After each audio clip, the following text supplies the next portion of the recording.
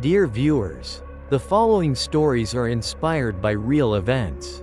However, the names of the characters have been changed to protect privacy. Story 1. Doomed Night at Cranbrook Abandoned Hospital.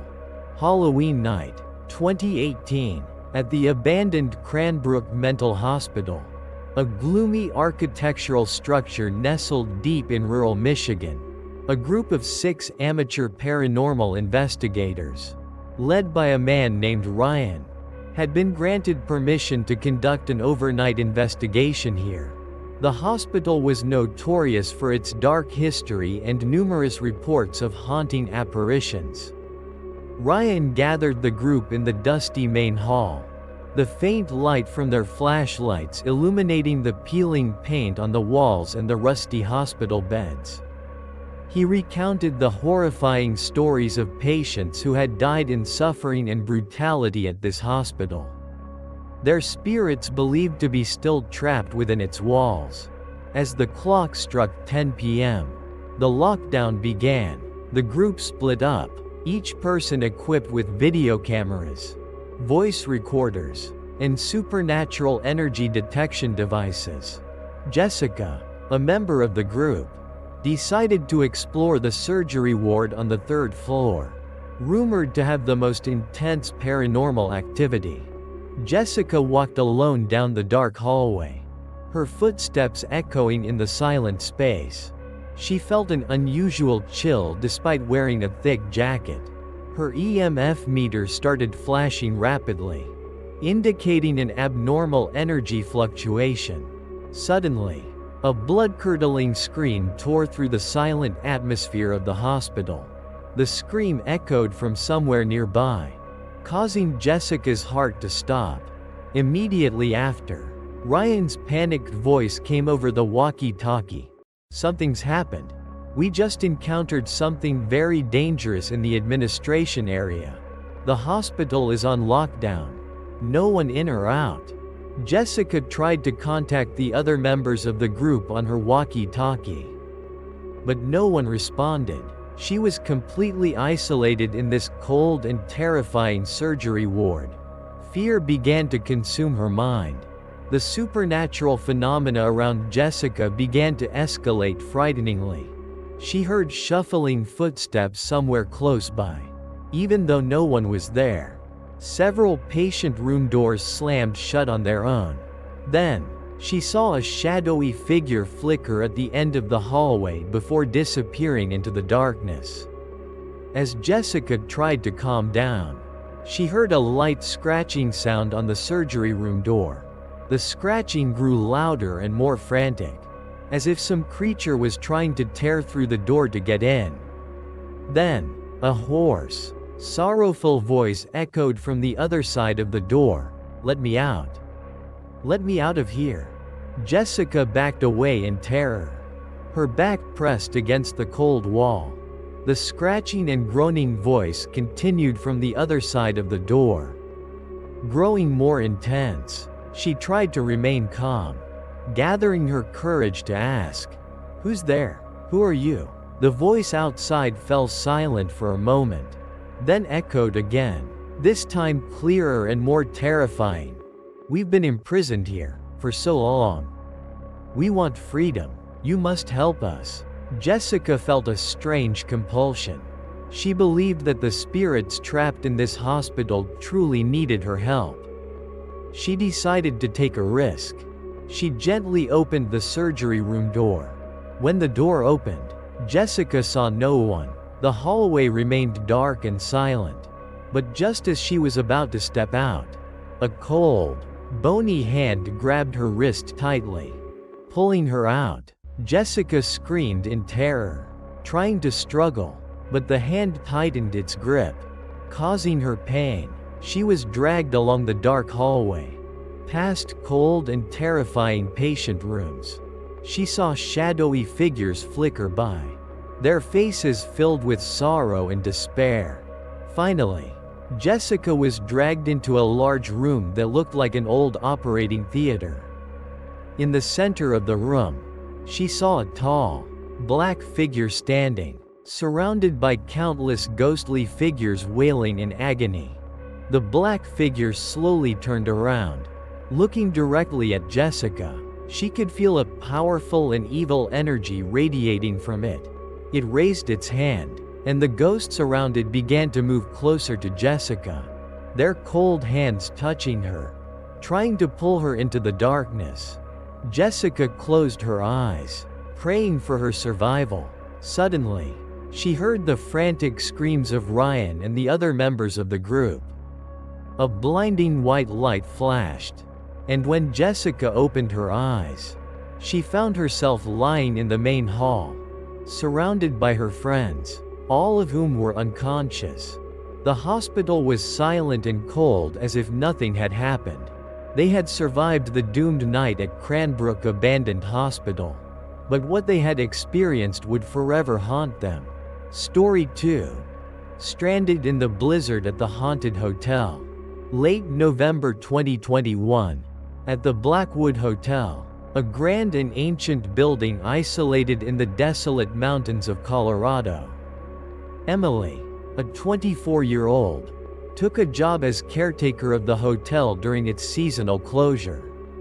She was someone who enjoyed the quiet and didn't believe in ghost stories at all. The weather was starting to turn cold, and the first snowflakes of the season were gently falling. Emily walked alone down the long, empty hallways of the hotel. Silence enveloped every nook and cranny, with only the faint whistling of the wind outside the windows. She checked the entrances and made sure everything was securely locked according to protocol. A feeling of loneliness and coldness washed over Emily. Suddenly, a severe blizzard rolled in, the snowflakes falling thick and fast, reducing visibility to almost zero. The power flickered intermittently, then went out completely. The wind howled fiercely outside, like the roaring of a giant beast. Emily felt a bit worried. She turned on the hotel's old radio to listen to the weather report. A crackly voice came on, warning of severe blizzard conditions and announcing a mandatory lockdown of the entire area. All travel was prohibited until the storm passed. Emily sighed. She knew she would have to stay here alone tonight. As night fell, Emily began to hear strange noises echoing from within the hotel. Faltering footsteps in the empty hallways, faint giggling somewhere, and even the distinct sound of a piano playing softly from the deserted ballroom downstairs. Emily shivered, trying to reassure herself that it was just the wind or her imagination. Emily decided to check the sources of the sounds. She grabbed her flashlight and walked cautiously through the darkness. She didn't find anyone or anything that could have caused those noises. The temperature in certain areas of the hotel suddenly dropped, making Emily feel chilled to the bone. Emily tried to contact the outside world again with her cell phone, but there was no signal. The radio was also silent. She was completely isolated and trapped in this haunted hotel by the blizzard and the lockdown. Fear began to creep into Emily's mind.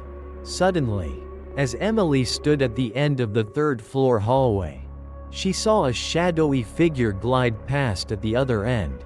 The figure was wearing a long white dress, and its long black hair obscured its face. Before Emily could even process what she had seen, the figure vanished into a deserted room. Emily stood frozen, her heart pounding in her chest. She couldn't believe what she had just witnessed. She quickly shone her flashlight into the room where the figure had disappeared. But it was completely empty. A feeling of icy dread ran down Emily's spine. The strange phenomena continued to occur with increasing frequency and scariness. Emily heard whispers calling her name, felt someone touch her shoulder, and saw objects in the rooms move on their own. She knew she wasn't alone in this hotel. Emily remembered the stories the locals told about the Blackwood Hotel. It was rumored that in the 1920s, A wealthy family had been brutally murdered here, and their spirits still haunted the hotel to this day. In particular, people often saw the figure of a young woman in a long white dress wandering the third-floor hallway. Emily found an old guest log in the manager's office. The logbook detailed strange events and mysterious deaths that had occurred at the hotel over the decades. She read the scribbled entries of a woman named Clara, who had committed suicide in room 312 after losing her young daughter. Emily felt a deep sense of sympathy for Clara and her daughter. She believed that the figure she had seen was the spirit of Clara or her child. She decided to try and communicate with them. Emily returned to the third-floor hallway and stood in front of room 312. She said softly, "Hello? Is anyone there? I know you're here. I want to help you." After she spoke, the door to room 312 slowly creaked open. Even though there was no wind, Emily cautiously stepped inside. The room was cold and damp. She saw an old armchair placed in the corner, and on it was a worn-out rag doll. Suddenly, she heard the faint sobbing of a child coming from somewhere in the room. Emily approached the armchair and picked up the doll. As soon as her hand touched the doll, she clearly saw the figure of a small girl standing right in front of her. The girl had long black hair and sad eyes. She looked at Emily, then slowly faded into thin air. At the same moment, the blizzard outside gradually subsided, and the first rays of dawn began to appear. Emily knew that the spirits trapped in the Blackwood Hotel had finally found peace. Story 3. Horror Night at the Ancient Theater. Night of October 13, 2022, at the Orpheum Theater, a magnificent but aged architectural structure located in downtown Los Angeles, California. Ethan, a 26-year-old, went with his friends to a special screening of the classic horror film, The Exorcist. The theater was famous for its antique beauty and the rumors of it being haunted. The audience was engrossed in the movie when suddenly, the emergency lights flickered on, and a voice boomed from the loudspeaker system, "Attention! Attention! The theater is now under lockdown due to an unspecified emergency. All patrons please remain in your seats and await further instructions." Confusion spread throughout the auditorium. The initial bewilderment gradually turned to fear as strange occurrences began. The sound system malfunctioned, emitting eerie static and disembodied whispers. The movie screen flickered continuously with distorted images unrelated to the film. A few audience members started screaming as they saw shadowy figures moving along the aisles and on the stage. These figures did not appear to be part of the movie. The atmosphere inside the theater became tense and suffocating. The temperature inside the theater suddenly plummeted, sending a chill down everyone's spines. A feeling of intense dread washed over the audience. Whispers about the theater's dark history and rumors of it being haunted by former performers and patrons who had died tragically began to circulate. Ethan tried to call his friends who were sitting in other rows, but his phone had no signal. The lockdown felt increasingly suspicious and terrifying. He sensed that something very unusual was happening. The supernatural phenomena grew more intense. The seats started shaking on their own, and several objects on the stage fell without anyone touching them. Some panicked audience members claimed to have seen clear apparitions. Screams and cries echoed throughout the theater. A loud, thunderous sound reverberated, and the entire theater shook violently. The movie screen suddenly went black, and in the darkness, the horrified audience saw numerous shadowy, crowded figures appear on the stage, their pale faces with deep black eyes staring directly at them. Screams echoed in the darkness as the audience tried to flee from the approaching ghosts. Ethan and his friends held tightly to each other, searching for an exit in the chaos. But all the exits seemed to be locked shut. The ghosts began to interact with the audience, their cold hands touching them, terrifying whispers echoing in their ears. Some people fell to the ground, unconscious or screaming in horror.